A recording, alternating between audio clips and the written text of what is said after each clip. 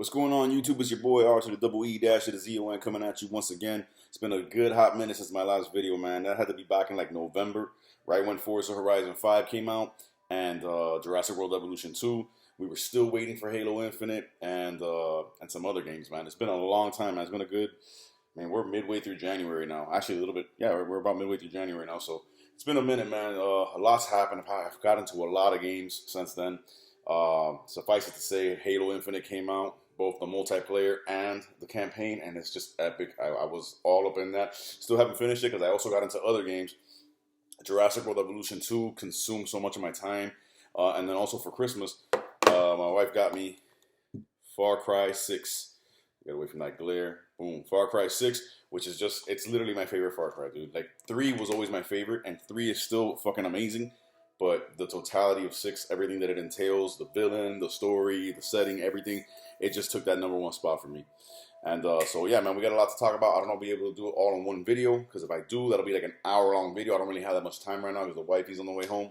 But, you know, I finished my workout and, you know, finished doing some stuff around the house. And so now I figured I'd get with my people. It's been a long time. I figured I'd talk about, first, Jurassic World Evolution 2. This game is so fucking great. There's some frustrating parts to it, man. So this is going to be basically my review of the game, man. We'll start with that. If I have time, I'll go into Far Cry 6. I'll go into Halo, Forza, everything I've been doing.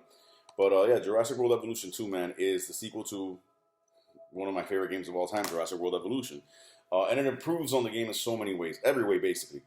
There are some things that they took away that I don't know why they did, you know, as far as like some design choices, as far as things that you can implement in the game that they did take out, that I didn't see the need to take those things out, and I can see those things coming back in a future update because the fans are all saying the same thing, like there was no reason to take certain aspects of the game out.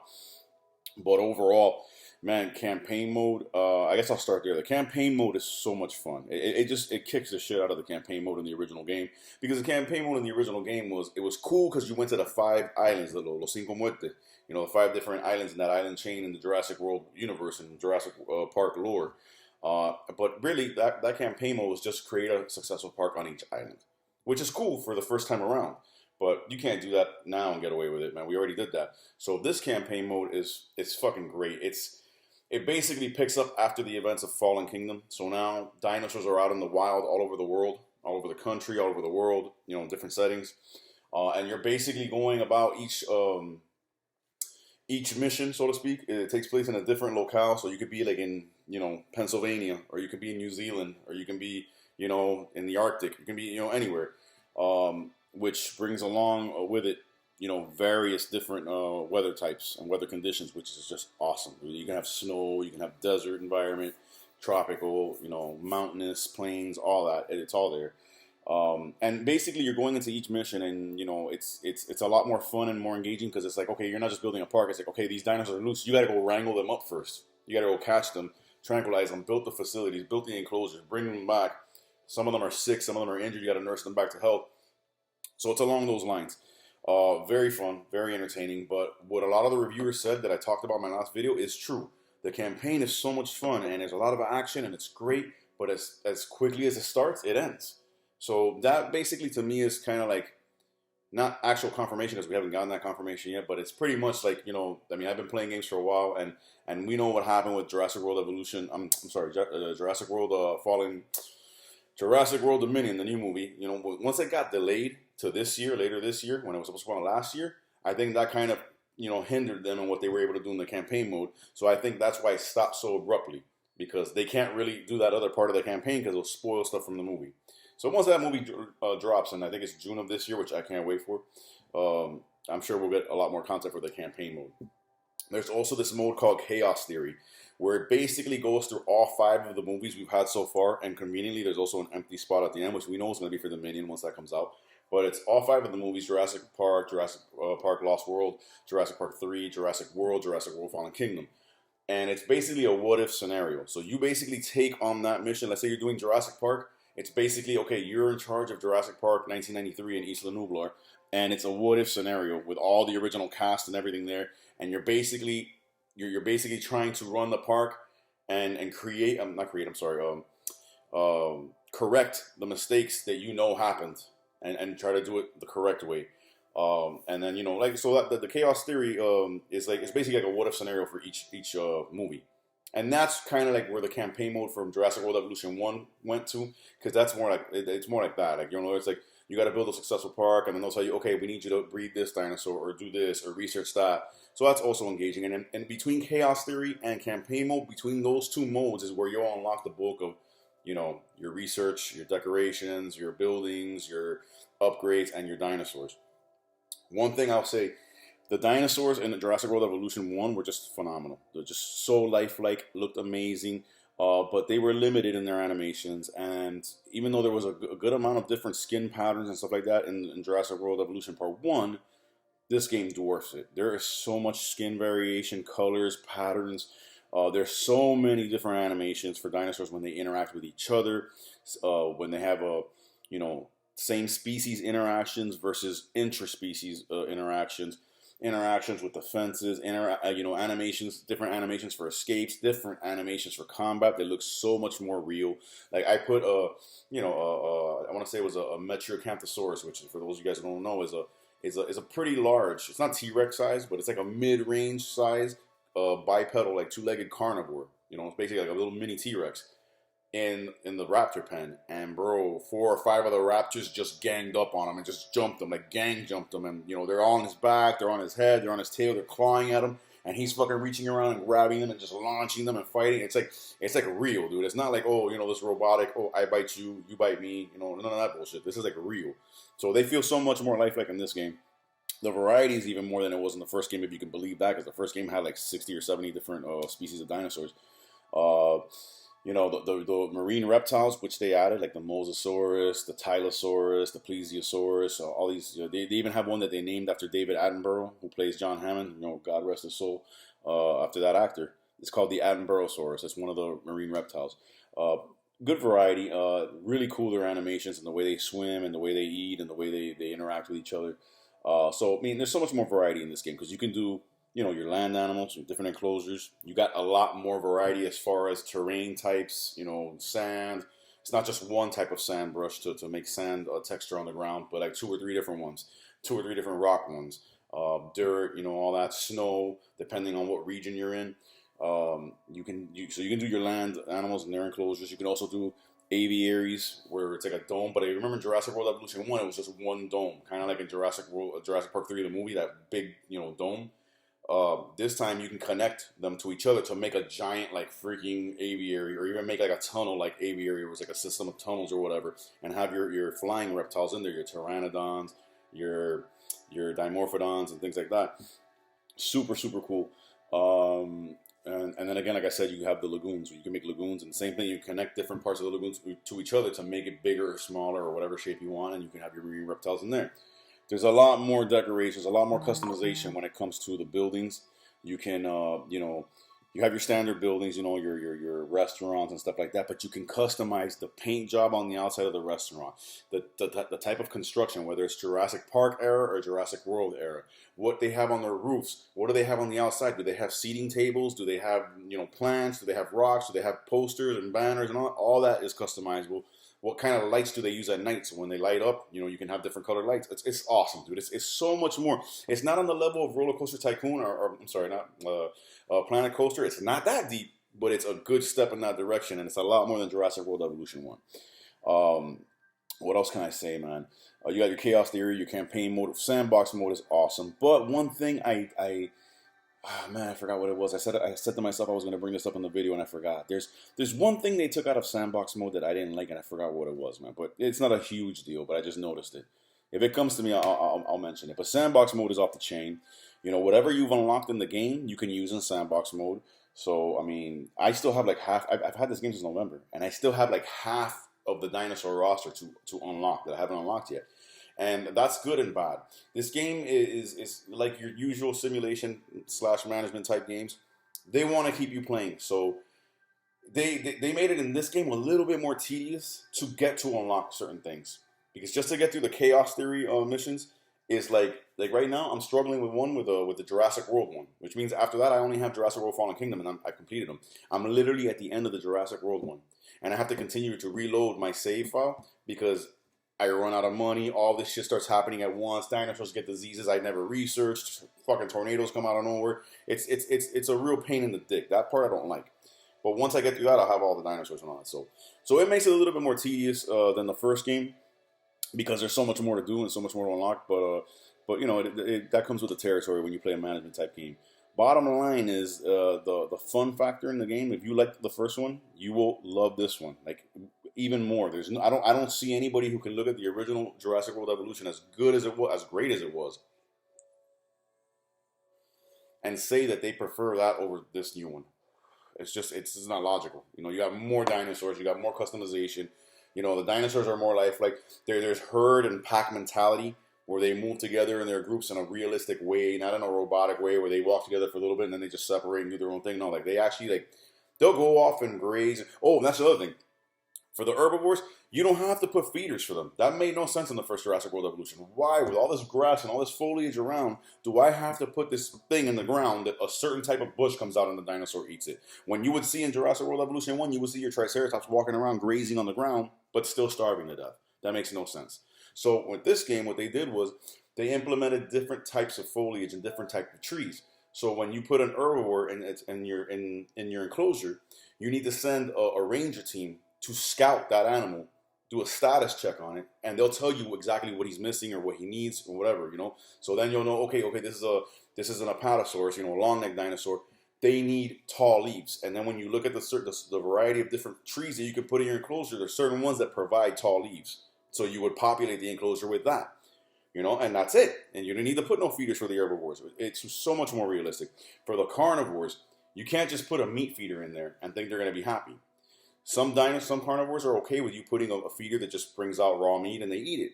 Others, they want to hunt. They want live prey. So you got to put in there the goats and all that. So it's more technical and more realistic in that way. So I enjoy it thoroughly, man. I've been loving this game. Kind of frustrated with it right now because of the specific mission, but it's just so much fun, dude. I hadn't played it in a good couple of weeks, and I started playing it again like the day before yesterday, and I just fell in love with it all over again. I'm like, dude, I have to unlock these dinosaurs. Because even dinosaurs that were in the previous game, their models have been updated. They look even better than they did before, if you can believe that. So it's just great, man. I'm loving it. And it was the first physical game I bought for my Series X. You know, moving on now to Far Cry 6. This game is so fucking great. First of all, you guys gotta understand. For me, it hits home because I'm Cuban, right? I'm Cuban American, but you know my family comes from the islands. You know, like comes from Cuba. And my grandfather and my great uncles, they went through, you know, the liberation and dealing with Castro and when Castro first came in and all that shit. And this game is literally their story. Like this game is like, it's okay. Of course, it's fictional. Of course, the island in the Caribbean in this game, in the Caribbean, just like Cuba, is called Yara or Yara for those of you who are Hispanic. And the dude from Breaking Bad, Giancarlo, I forgot his last name. Whatever, he's a fucking beast actor. He is the best villain, even better than Voss. And Voss was amazing from Far Cry 3. I love him. And it's basically, yeah, this is the story of the revolution.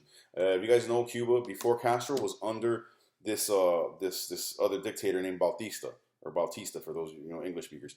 And the revolution rose up to liberate Cuba from him. And that's where Castro used his avenue to get in as part of the revolution and take over and become the dictator himself. So this guy is basically, I mean, I'm still playing through it. So sometimes I feel like he's more Castro. Sometimes I feel like he's more Bautista. But it's literally the story of Cuba. It's really what it is. So I feel like I'm playing my grandfather and my great uncles like lives when I play this game. It's so fucking awesome. And it's so true to heart, dude. Of course the game is in English, but you know, they'll speak Spanish too, and you'll see the subtitles. And it's just like so Cuban, dude. Like, you know, like when you're doing, you know, in Far Cry, when you have a big fall, you have like a broken finger and you like crack it back into place. You know, and back in the other games, it will be like, oh, whatever. This guy, you know, your main character, you can make it male or female, either way. When they fall and they like damage themselves, and they crack their finger back into place, you'll hear them say like, "Pinga, cojones," you know, like Cuban shit, you know. And I'm like, damn, this shit is so like raw. But the gameplay, the gunplay is the same great Far Cry gunplay. The world is massive. This island is huge. And that's one of the other reasons I like it as much, if not more than 3, which was my favorite, is because 3 took place on the island, on Rook Island. And that tropical island setting, the day and night cycles and hunting the animals and all that was just so fucking awesome. This is that on steroids, because now it's next gen. Now you know you got the Series X, and and the PS5 and all that. And this world is massive, you know, in scope and in verticality with the mountains and the waterfalls and all that. And you can go anywhere, do anything. You can traverse this island on, again, in Far Cry fashion: jet skis, boats, gliders, helicopters, planes, ATVs, trucks, cars, whatever. But it's, keep in mind, this is like basically like, imagine like, I'm gonna call it Cuba because that's what it is. It's like you're in Cuba. You know, you don't have today's technology. Like they're so far behind because the you know, the dictatorship over there has kept them behind.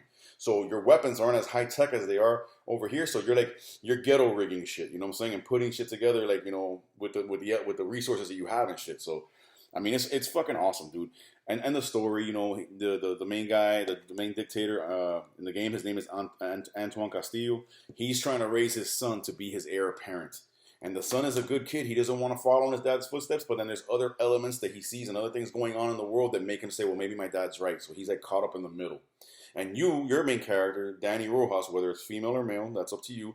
The name is Danny Rojas, is fighting with all these, is fighting alongside all these different factions in the island of guerrillas, you know, guerrilla warfare, basically. You know, this group and that group that are at odds with each other. And you're trying to bring all those groups together so that you can actually have the revolution and overthrow this guy. It's fucking awesome. It's great. Graphically, you know, Ubisoft does a great job, especially with Far Cry. And the Assassin's Creed and Far Cry, that's their two fucking flagships titles right there. And this is like the best looking Far Cry I've ever seen. I loved 5. 5 was amazing. And me being you know, a believer, you know, Christian, it was awesome because it dealt with that cultish aspect of religion, and it was awesome to like go against that and fight that. But this is even more. It's like, yo, this is my bloodline. This is where I come from. You know what I'm saying? So it just hits home for me. And just like I said, the gameplay, the gunplay, the character development, that voice acting, the graphics, everything, bro. Like, I'm in this story, nigga. Like, I'm there. I'm loving this, man. So it is just a phenomenal game, bro. There's no other way to say it. Between these two, I started off playing this one like so much, but then on Christmas Day when I got this one, I didn't open it up and play it until probably like the 27th or 28th. Oh, because by the way, I got COVID again. Not right now, I'm recovered, but I got COVID again between Christmas and New Year's. So, you know what I'm saying? The new variant, the Omicron, that, let's be real, everyone's going to get. It's a fucking cold. I had it, and I only had, you know, light symptoms for about a half a day, honestly. I had some slight body aches, a little bit of congestion, and I didn't really have a sore throat, but I could feel like something was in my throat. Like it was, like there was an infection. You know, like it was swollen. Like I could feel, it didn't hurt, but I could feel like something was off. And then the next day I was fine. So it was basically a vacation without pay because my company sucks and they don't pay us when something uncontrollable like this happens. So they leave us ass out. So while I was on COVID, I started playing this. And bro, since all I had to do was be at home and play video games, bro, I would play this, no lie, no exaggeration whatsoever, a good 8 to 10 hours a day. You know, and I'm still not done with the story because the world is so massive. There's so much to do. You like open world survival, first person shooter, you know, action adventure type games, Far Cry is like the cream of the crop, man. So yeah, man, both these games have been amazing. And also Forza Horizon 5, I'm gonna give my impressions on that game since I didn't really get to give much of my impressions the last video I made because it had just come out. Forza Horizon 5 is just, it is the king of racers, man. It is the most realistic looking, prettiest, most beautiful, lifelike, accurate, graphical masterpiece I've ever seen on any console or PC. Straight up. And at work, I you know, like I said, you guys know I work with a high performance gaming PCs, so I'm constantly testing, you know, games on laptops and you know, and desktops and all that because customers complain and say, oh, my system shut off while I was playing a game, so then I got to go and test it. So I'll test it with Sea of Thieves. I'll test it with Forza 5. You know, graphically demanding games. And bro, I gotta give the Series X props because Sea of Thieves, in specific, to talk about that game, I played it on some fucking high performing laptops. I'm talking about 30 series video cards. I'm talking about 3060s, 3070, 3080s, you know, and 11th gen processors. It looks better and runs better on my Series X than it does at work, you know, and that's no exaggeration. I'm being honest. If I expected it to be better on the PC. It still looks gorgeous, but like, dude, on the Series X, it's just like tailor-made for that shit. Forza Horizon 5 as well.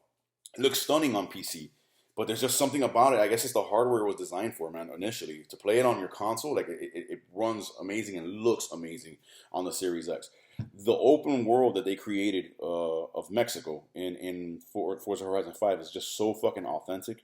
So lifelike, the weather cycles, the sky, everything, bro. The graphical detail on your cars. The only place that that game suffers graphically is when you're looking at the character models. The few times that you see your driver or other human characters. The cars, the road, the elements, the grass, the trees, the full everything. The fog, lightning storms, all that. It is just such a gorgeous game, and it's so much fun to go through that open world. Like you're not waiting. Okay, I'm gonna go to. I have this event and this race, and it's a list, and you're just going from race to race. No, you got to drive to your events, so you get to explore. And just like Forza Horizon 4, you get to go into that open world, and there's secret hidden barns that have classic cars in there that need to be restored. Bro, I got like last time I played it, I haven't played it in a good month because there's been a lot of stuff I've been playing, bro. You have no idea. Game Pass is just killing me, dude, in the best way possible. Um, last time I left it, I think I had around 40 something cars. Like it's crazy, dude. It's crazy. Yeah, man. Like it's the best racer around, bro. Like hands down, man. Like I mean, I know people like Mario Kart. I love Mario Kart too, but that's more of a party, social, multiplayer, fun, racing game. Forza is fun. It's multiplayer, but it's fast and furious. It's lifelike. The car, the physics, everything is amazing. The way you can tune your car, the handling, the speed, and all that. Bro, it's just phenomenal, man. Yeah, and bro, when you get into cockpit view and you're literally there with your hands on the bro, it's so fucking real. Every car sounds like its real life counterpart. Every interior, every little detail of the car is faithfully represented there. It's just amazing, dude. And I got that for free because I got Game Pass. That's what I still to this day, 2 years later, can't get over how good Game Pass is. Halo Infinite, dude. First of all, they released the multiplayer first. And it was super. I know right now it's got some problem going on where PC players are cheating and whatever, and it's supposedly the problem's getting worse. Yeah, well, if you come across a group of players like that, fucking quit the game. There's millions and millions of people playing you could find that aren't fucking around. So the multiplayer was super fun, bro. When I first played it, and I played it a shit ton, dude. Whether you want to do the smaller 4-on-4 battles, which are super fun, or you want to do the big expansive, I think it's 12-on-12, big stage battles where it's a big ass open map. Bro, it's gorgeous. The polish that they added to that game after everybody complained, bro, that game looks fucking top notch, dude. The campaign is major, dude, and it's addicting, bro. I haven't played it, like I said, in a good 3 weeks or so, but I know that if I turn on and I play it, I'm gonna play it for 4 or 5 hours straight in the campaign because the world is so open. It's the first time I played a Halo that has that kind of open world where you can pretty much go anywhere, do anything. It's kind of Far Cry like in the sense that there's bases and outposts if you want to go attack that, or high value targets that you have to assassinate or whatever, Marines that you have to free that are trapped in a camp or all that, and then there's the main story missions. Bro, it's bananas, bro. Like the fucking, it's the classic Halo gunplay. It feels just like the original Halo and Halo 2 and Halo 3. The graphics, it's so clear, and the draw distance, how far you can see, and the fact that you're on the ring, dude. If you look around, you can see the ring going all the way around the planet. It's phenomenal, man. The grappling hook, what that adds for gameplay, being able to just fucking like grapple, like basically like fucking Spider-Man, basically, and just fucking like traverse like with a sense of verticality that Halo never had. It's just great, man. It's great. I can't stress enough. I mean, and then there's other games, bro. Like the Gunk came out, which I was waiting for. Haven't played too much of it. I played a good like 4 or 5 hours of it, and I really enjoyed it, bro. But like I said, there's been so much stuff that I've been playing, bro. It's just nonstop. It's nonstop. Game Pass just keeps happening. They just added Mass Effect Legendary Edition. They fucking, they keep adding games, bro. Fucking, I know Rainbow Six, the new one. Well, it's an Extraction. I forgot the name of it. It's a new Rainbow Six that's coming out, and on day one, it's gonna be on Game Pass. And they're also bringing Siege or another Rainbow Six that's been out for a while along with it. Like Game Pass is just delivering, dude. So I mean, there's so many games, man. Like if I had to run on the list right now, okay, that I've been playing on my Series X in the last 2-3 months: Jurassic World Evolution 2, Halo Infinite multiplayer and campaign, Forza Horizon 5. Flight Simulator stays a constant go-to title all the time for me. Did I say Far Cry 6? I think I said Far Cry 6. Either way, the Gunk. There's another 2 indie games that I downloaded. One's called Firewatch, which is very, very interesting. And the other one's called Lake, which I haven't been able to play, but the trailer hooked me. So I was like, oh, I'm going to check this out. Kind of reminds me of Paperboy. It's got like a Paperboy aesthetic to it where you're delivering mail and shit, but there's a lot more going on under the surface. Bro, I was playing Alien Fireteam Elite. They brought that to Game Pass. bro, it's so much. It's so much. Psychonauts 2, I was messing around with that too. That's another great one. I literally haven't played anything but Series X. Like I haven't played my Switch in 4.5 months straight up. I mean, I was barely playing it when I made my last video. I mean, straight up, like I'm waiting for this year is supposed to be really good for Nintendo. You know what I'm saying? Like I'm waiting for Splatoon 3. I'm waiting for Kirby: The Forgotten Lands. Pokemon Arceus comes out, I think, this Friday, and I'm not even that big of a Pokemon fan, but that game has me interested to the point where I might actually pick it up. You know, I'm waiting for Zelda. I'm waiting for there's supposed to be a Metroid Prime original remake coming out. There's a lot on Nintendo this year. This year could be another 2017 for Nintendo, which will be phenomenal because I'm dying for a reason to pick up my Switch. My Switch is not even in my bag anymore. I don't even take it to work anymore like I used to all the time. It's literally in my bookshelf right there, zipped up in the case, dead battery. I haven't played it in forever, and that's sad because the N64 service is there, and they haven't really done much with it. You know, I think they brought Paper Mario. I think they're bringing Banjo-Kazooie sometime this month, but it's like, yo, come on, you got to give more. You know what I'm saying? So hopefully this year it'll get me back on my Switch. But I'm telling you, dude, my Series X, bro, I stay going through batteries. I play that shit so much, I'm always changing batteries out of the remote. I'm probably gonna get myself like a rechargeable battery or something, man. Got to get a second controller because you know it's starting to show its wear because my kids are fucking savages. Man, got back into Mortal Kombat 11. I know they added it to Game Pass, but come on, I've had Mortal Kombat 11 for years. And I got back into that, bro. I hadn't played it in so long, and I jumped back into it. And it's just like, bro, Mortal Kombat's so good. In the movie news, bro, for those of you who haven't watched it already, if you're any kind of a fan of horror movies or scary movies, go watch Scream. It is the best one since the original. And some people are even saying better than the original. I can never put anything above the original, but it's as good as the original. This new Scream, 2022, Scream 5 is really what it is. It's so fucking good. It's so fucking good. Give me 1 second. It's so fucking good, and it makes me so proud that horror is back in that way. And it's such a great tribute to the fucking late, great Wes Craven, man. Anyways, that's my time, man. My wife just called for me to let her in the gate, man. I hope you guys have enjoyed this video. I know it's kind of rushed. If you guys want more in-depth reviews of any of these games, please let me know. But, bro, that's really all I have to say, man. These games are phenomenal. I'm between Jurassic World Evolution 2, Far Cry 6, Forza Horizon 5, Halo Infinite, The Gunk. So many games, bro. Anyways, God bless y'all. Stay gaming. Peace.